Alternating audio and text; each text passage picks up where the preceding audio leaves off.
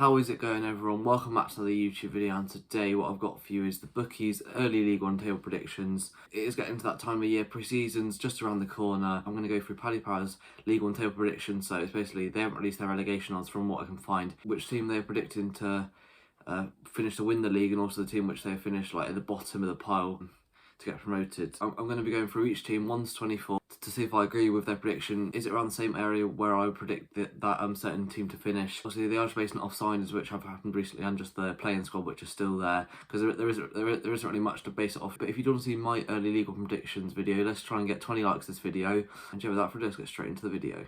We started off with the team in 24th, which they've predicted to have the least chance of getting promoted, which is Morecambe, which I can see where they're coming from. I assume Morecambe will have the lowest playing budget in League One. They aren't going to be able to attract as many players, which some other teams will be able to. Obviously, losing Sonogle, Knight Percival already.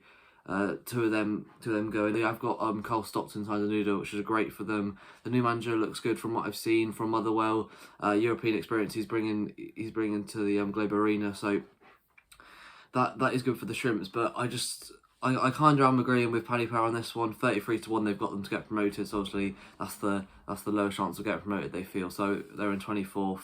I would say I agree with where they've got Morecambe. Maybe not 24th exactly, but around that sort of area. Next up at 16 to 1, they've got Cheltenham.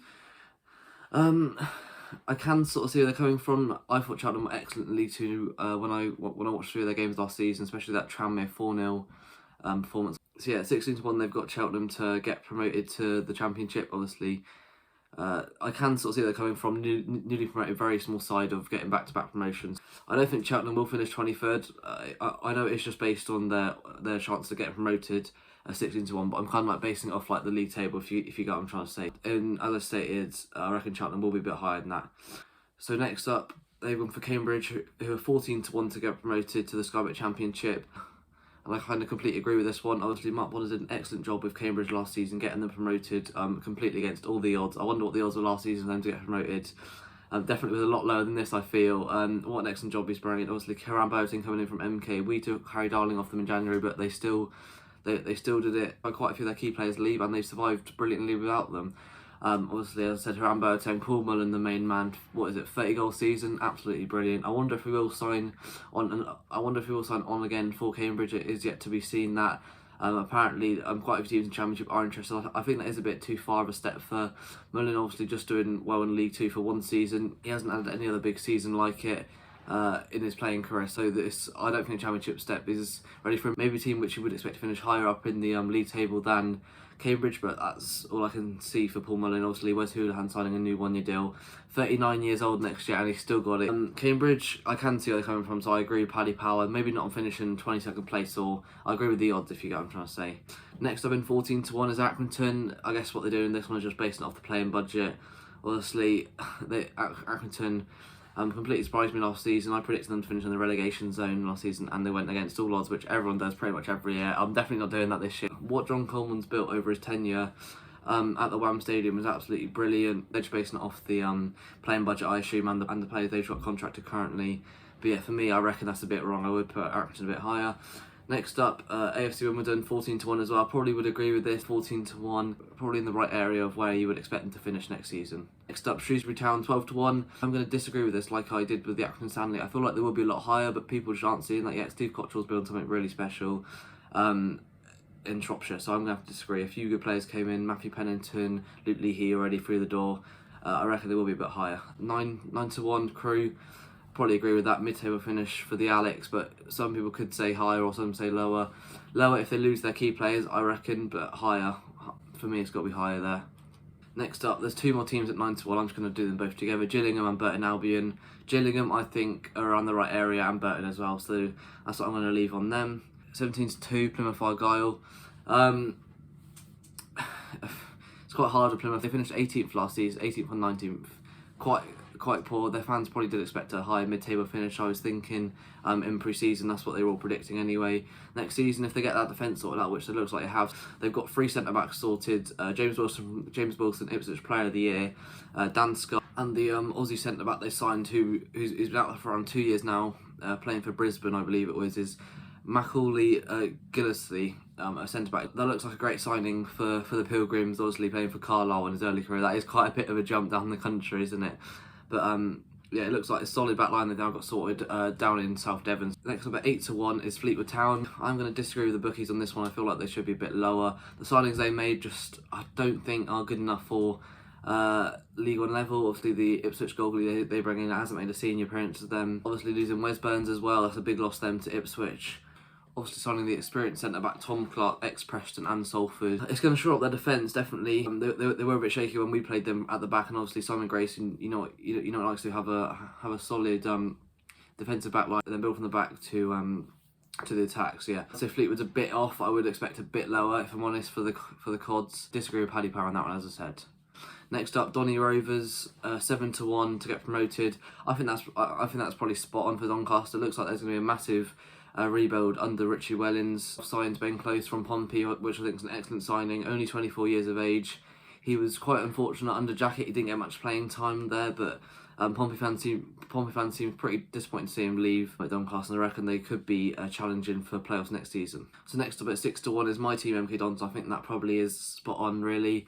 Hope for the playoffs next season. Signing of Scott Twine has made our midfield the best League One midfield on paper, in my opinion. Obviously Fraser, O'Reilly, Twine, Kasumu, obviously McEachran might still sign on, and Sermon. It's going to be an absolutely brilliant midfield. Great competition for place in League One. Fraser, penalty specialist, and also Scott Twine, long range specialist. All we need now is a striker, a right wing back, I think. I'm not sure who. It looks like Russ is going to be looking at wingers to get in that position. But feel that Paddy Power, as I said, have got that spot on with the Dons. Next up was Wigan Athletic at 6-1 as well. The signings they're looking to make, obviously I did make a video on their rumoured to Scott Fraser to join the Ticks. If you want to watch it, iCard's up there. That would be a brilliant signing for them. I just don't think that's going to happen, as I said in the video. But if they do get Woodgrigg instead of him coming to us, I think that will be brilliant for them. And I reckon Paddy will have got that spot on. Obviously Jack Watmore, Tom Naylor as well. Also another one today from Stoke City. Also they got the goalie Jamie Jones. Just looks like a brilliant team that Liam Richardson and his coaching staff are building. With the Bahrainian takeover happening, there's a lot more money being spent, obviously. Thank God that's all sorted for Wigan. And yeah, it looks like they are on the up, and the fans are kind of expecting a promotion push next season. Next up, Wycombe Wanderers, 5-1. I think that's a bit out there or wrong, I would say. I reckon they're going to finish top half definitely, but I reckon Paddy Power have got that one a bit wrong. Their squad, I don't think it can compete at the top level of League One next season. Obviously, quite a few teams, especially Peterborough, weren't very happy with the circumstances of them missing out in the playoffs, and Wycombe getting in and gaining promotion through that to the Championship. Obviously, beating Oxford in the final.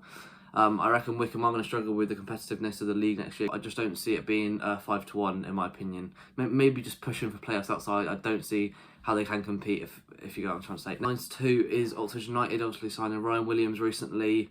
Losing Rob Paul and Dylan Asangani, free agents, not big misses for them at all. If they do keep hold of Rob Atkinson, I reckon they can be definitely in the playoffs next season, but it looks like they are going to lose him. So for that reason, I'm kind of agreeing with where Paddy Power have got Oxford at 9-2. We're getting on to the top guns of the league, who and Paddy Power are predicting to be right up there.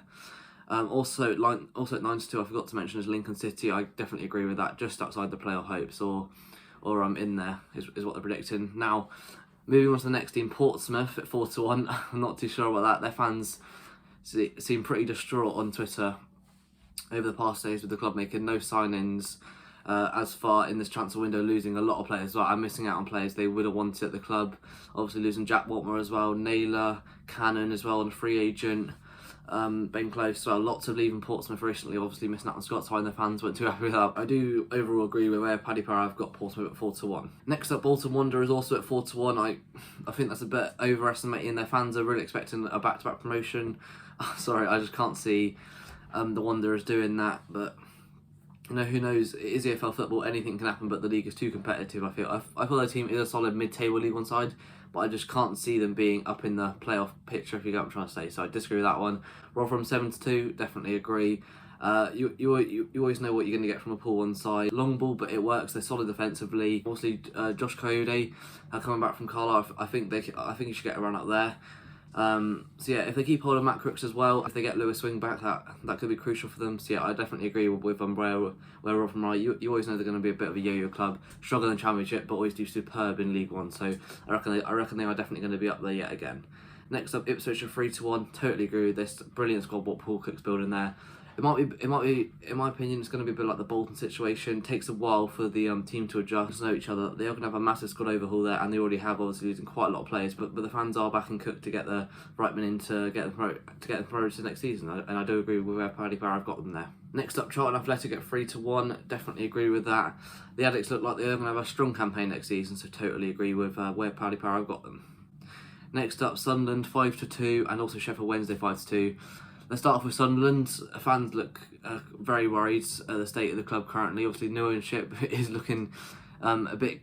It's making me a bit confused. Obviously, it was all on the up a few months ago. Now the fans look a bit confused. Well, there's been no signings as yet. I've seen quite a few videos of fans annoyed. No signings in the Charlie White contract situation, McGeady contract situation, 09 contract situation, and also Denver Hume. It just looks like in this current state. I don't think they're going to be getting promoted. Just like everything going on at the club, no player signed yet. It looks like they are after the young Man United keeper, but I'm not sure that's going to fix up their goalkeeper issues that they have. So I disagree with this one, Paddy Power. Up Sheffield Wednesday at 5-2. This is interesting. If you base off their playing squad, you would expect them to be up there, but everything off the pitch, players aren't getting paid by Chansiri.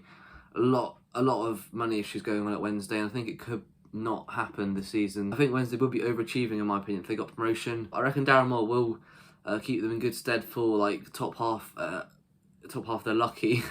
Yeah, I just can't see first place finish for Sheffield Wednesday, which is where Paddy Power have got them predicted. So yeah, I just can't see that happening for Wednesday. But yeah, that is the end of the video. If you did enjoy me reacting to the Bookies League 1 table predictions next season, and you do want to see my early League 1 predictions, let me know. Leave in the comment section down below. Leave a like on this video so I know also. Feel free to subscribe to the channel if you are new. On the road to 1,140 subscribers, it would mean a lot if you could subscribe. And that is all from me, and I'll catch you next video. See you then.